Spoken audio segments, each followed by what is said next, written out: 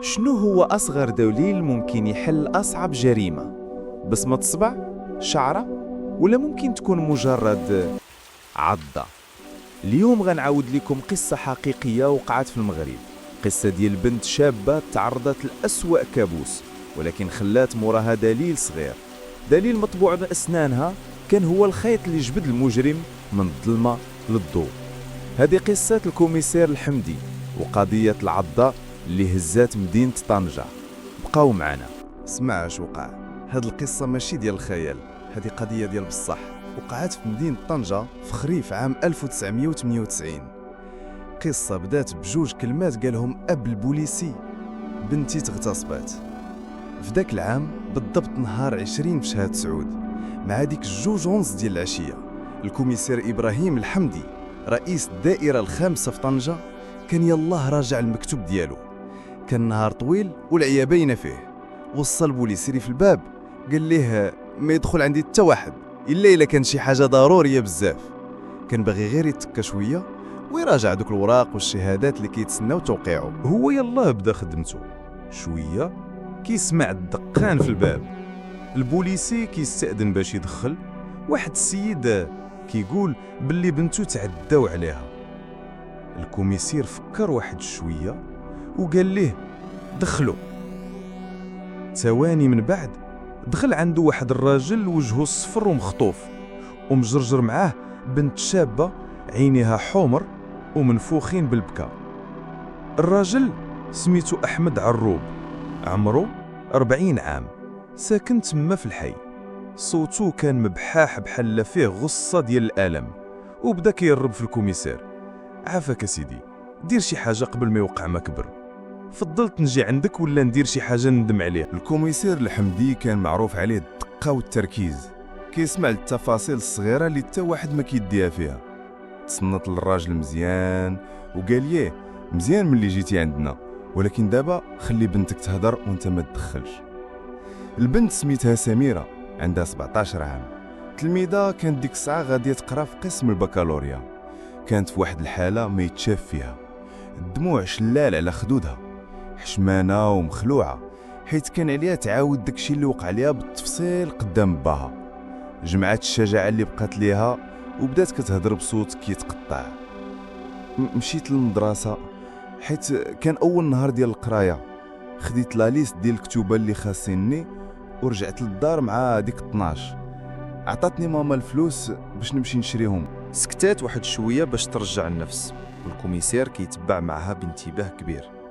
كملات: مشيت لأقرب مكتبة هنا في الحي، ولكن ملي وصلت تفكرت باللي نسيت لائحة في الدار. قلت في بالي إلا رجعت غنضيع الوقت. كانت عندي واحد صاحبتي سميتها لطيفة الحران كتسكن قريبة للمكتبة. قلت ندوز عندها ناخد من عندها اللائحة ونشري الكتوبة دغيا.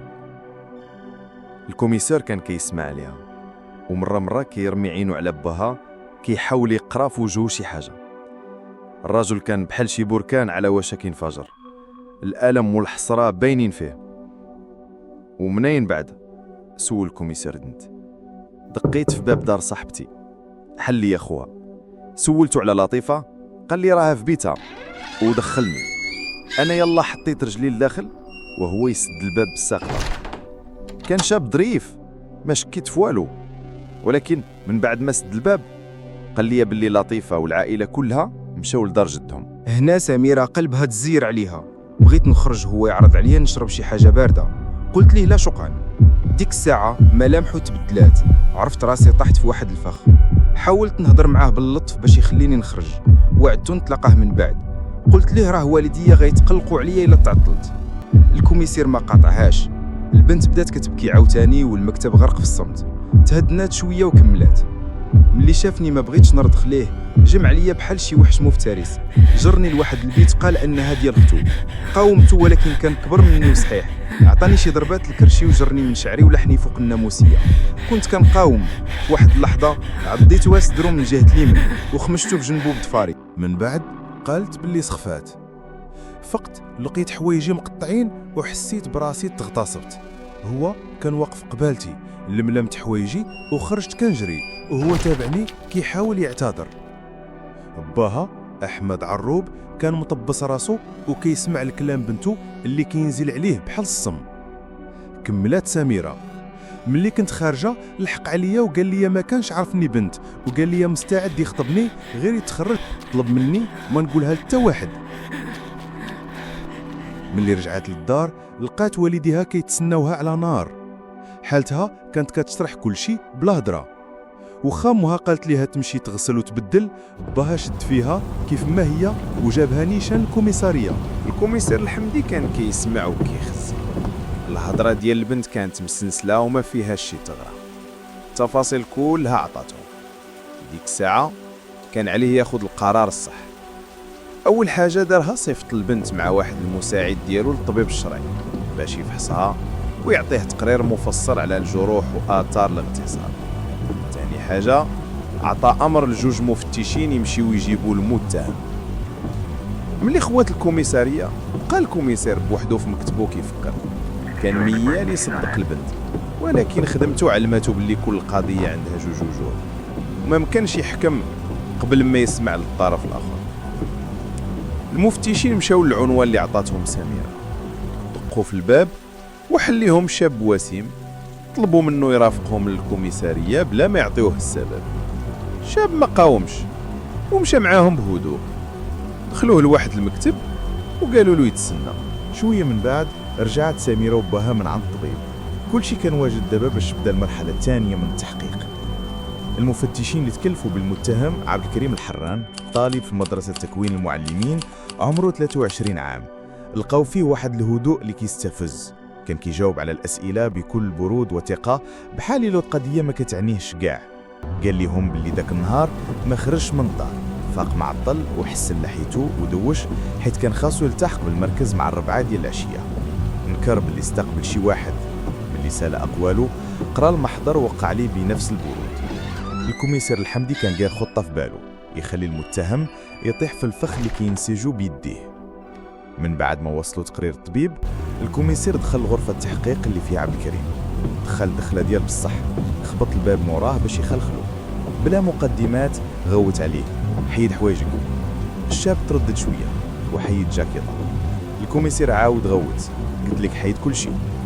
خرج الكوميسير ورجع فجأة، لقاه بقى غير بالسروال. امرو يحيدو حتى هو. ملي تجرد الشاب من ملابسه وبقى غير بالملابس الداخليه، الكوميسير قرب منه وضرب عينه على الجنب الايمن من صدره. تما بانت العلامه، العضه واضحه وباينه. الكوميسير كان عاقل مزيان على سنان سميرة اللي كان فيهم واحد العويجاج خفيف، والاثر اللي في اللحم ديال عبد الكريم كان بحال شي طابع ديال دوك السنان بالضبط. ما كانش باقي مجال للشك. الهدوء ديال الديب ما قدرش يخبي الاثر اللي خلاته الضحيه ديالو. الكوميسير كان عارف شنو كيدير. امر المصور القضائي باش يصور ديك العضاء ودوك الخدوش اللي في جنب عبد الكريم، تصور واضحين. من بعد رجع عند الشاب اللي واخا هادشي كامل كان باقي شاد في راسو ومحافظ على برودو. سولوا الكوميسير: وهاد العضه اللي في صدرك وهاد الخدوش من جاوك؟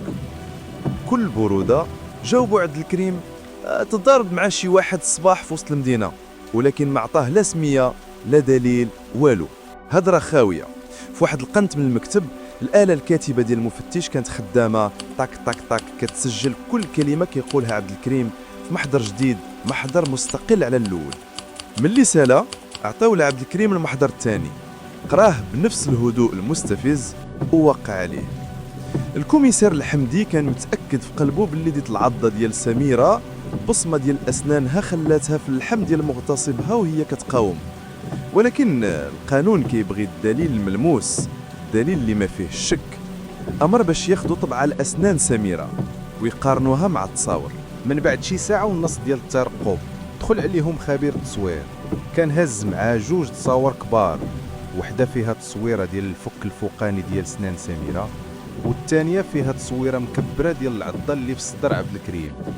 حطهم بجوج حدا بعضياتهم، وهنا كانت المفاجاه. لا ماشي مفاجأة، كان هو اليقين. تطابق كامل بحال إلا شي مفتاح تحط في القفل ديالو. العويجاج الخفيف اللي كان في أسنان سميرة كان مطبوع بوضوح تام في صدر عبد الكريم. دابا كل شي وجد. الكوميسير قرر يدير المواجهة الأخيرة وجها لوجه. أمر باش يدخلوا عبد الكريم. سميرة غير شافته وهي تطيح في واحد النوبة ديال البكا والهستيريا، بدات كتغوت في وجهه: يا المجرم، كون ما كان با خايف من العواقب كون قتلك بيدي. ولكن هو والو، بقى جامد في بلاصتو بنفس البرود اللي كيستفز وكينكر اصلا باللي كيعرفها. الكوميسير خلاه حتى عيا بالإنكار. من بعد حط قدامه المحاضر بجوج اللي وقعهم بيديه وقال ليه: في المحضر الأول قلتي ما خرجتيش من الدار، وفي الثاني قلتي ضربتي في الصباح في وسط المدينة، كيفاش؟ عبد الكريم بدا كيتربك. الكوميسير زاد عليه الضربة القاضية، حط ليه تصاور حداه وقال ليه: هادي شنو تفسيرها؟ ملي شاف التطابق الكامل بين سنان سميرة والعبضة اللي في صدرو، عبد الكريم عرف باللي طاح في الشبكة وأن كل شيء تسالى. من بعد دقائق ديال الصمت نهار واعترف بكل شيء. قال لهم: هادي عام ونص وانا كنشوف هاكا تجي عند اختي وعجباتني، كنت كنقلب على فرصة نهضر معاها. اليوم فاجأتني ملي جات، كنت بوحدي في الدار، كانت هي الفرصة اللي كنت كنتسنى. كذبت عليها، قلت لها اختي لداخل، وملي دخلات سديت الباب. كمل اعترافاته كيفاش هجم عليها وكيفاش فقدات الوعي. ملي فاقت توسلت لها تسكت ووعدتها نتزوج بها. انا نادم على هاد الشيء ومستعد نكفر على غلطتي ونتزوج بها. ولكن الكوميسير كان داهية، عرف باللي الاعترافات ممكن المتهم يتراجع عليها في الوقفة ديال المحكمة. داكشي علاش فاجئوا بلحظة السؤال ما كانش كيتسناه: واش بدلتي التبان الملابس الداخلية ديالك؟ قال ليه لا. أمروا الكوميسير باش يحيدو. ملي فحصو لقاه فيه آثار ديال الدم وديال سائل، دليل مادي ما يقدر ينكروه حتى واحد. صيفطوا المختبر باش يكون هو الحجة الضامغة اللي ما فيهاش طعن. الكوميسير شاف باه أحمد وقال ليه: ها انت شفتي، هاد الخبيث بغى يكفر على غلطته بالزواج من سميرة. الراجل مسكين جاوب جواب ديال واحد الأب اللي حاصل بين التقاليد وبين آلام بنته. قال ليه: الأمر ماشي بيدي. ديك الساعة دخلات سميرة بصوت قوي وواثق واخا دموع في عينيها. قالت: با كيشوف في الموضوع من جهته كرب أسرة، أما أنا كنرفض نتزوج بهذا المجرم. هو بغى يتزوج بيا غير باش يهرب من الحبس ومن العدالة. كلامها كان هو الكلمة الأخرى. بعد ما وقع كل شيء على المحاضر، أمر الكوميسير الحمدي باش يبقى عبد الكريم الحران تحت الحراسة النظرية، باش غدا في الصباح يتقدم الوكيل العام للملك ويواجه مصيره.